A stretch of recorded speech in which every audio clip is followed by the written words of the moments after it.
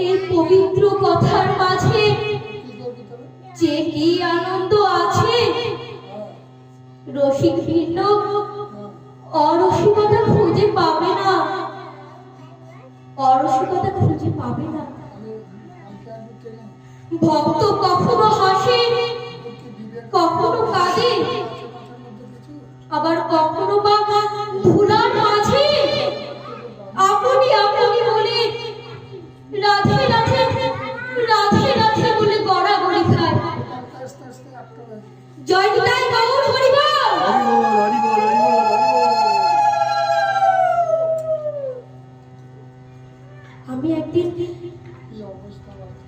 আমি একদিন ভগবানকে প্রশ্ন করলাম, হে প্রভু, আমি তোমায় খুঁজি প্রতিদিন, কিন্তু তোমায় খুঁজে পাই না কেন? ভগবান আমায় বললেন,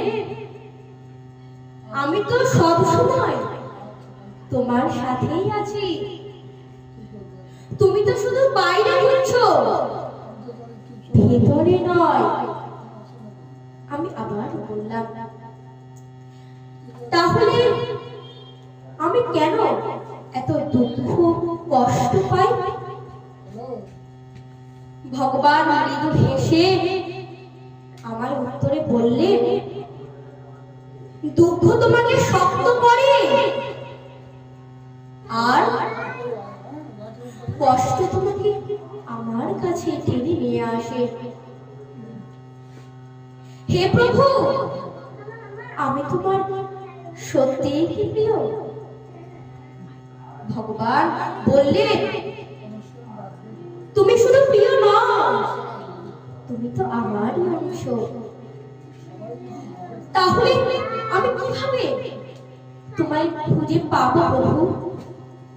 কিভাবে পাবো? ভগবান বললেন, ভালোবাসা, ভক্তি আর নিঃস্বার্থ মনে ডাকলে আমি তোমার কাছে আসি, আর আমি তোমার কাছেই আসবো। এই নিঃস্বার্থ ভালোবাসা বেসেছিলেন মা শবরী, তাই তো ভগবান তাকে দেখা দিয়েছিলেন। এই মা শবরী ছিলেন এক দরিদ্র অশিক্ষিত বনবাসী মহিলা। ছোটবেলা থেকে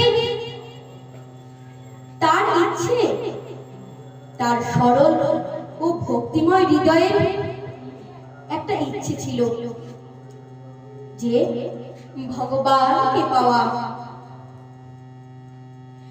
একদিন মা তুঙ্গ ঋষি মৃত্যুর আগে মা শবরীকে বলেছিলেন, স্বয়ং ভগবান এখানে একদিন আসবে, এখানে একদিন আসবে। বছরের পর বছর অপেক্ষা করতে লাগলেন মা শবরী, আর মনে মনে ভাবতেন, আজ প্রভু আসবেন, প্রভু আজ তো আসবেন। দিন যায়, বছর যায়, কিন্তু মা শবরীর বিশ্বাস একটুও কমেনি। তিনি প্রতিদিন আশ্রম সাজাতেন, ফুল তুলতেন এবং বনের ফল সংগ্রহ করতেন। মনে একটাই কথা, যদি আজ প্রভু আসেন, একদিন সত্যি ভগবান শ্রী রামচন্দ্র ও ভ্রাতা লক্ষ্মণ মাতার শবরীর কুটিরে এলেন। শবরী ভগবান শ্রী রামচন্দ্র ও ভ্রাতা লক্ষ্মণকে দেখে আনন্দে কেঁদে ফেললেন।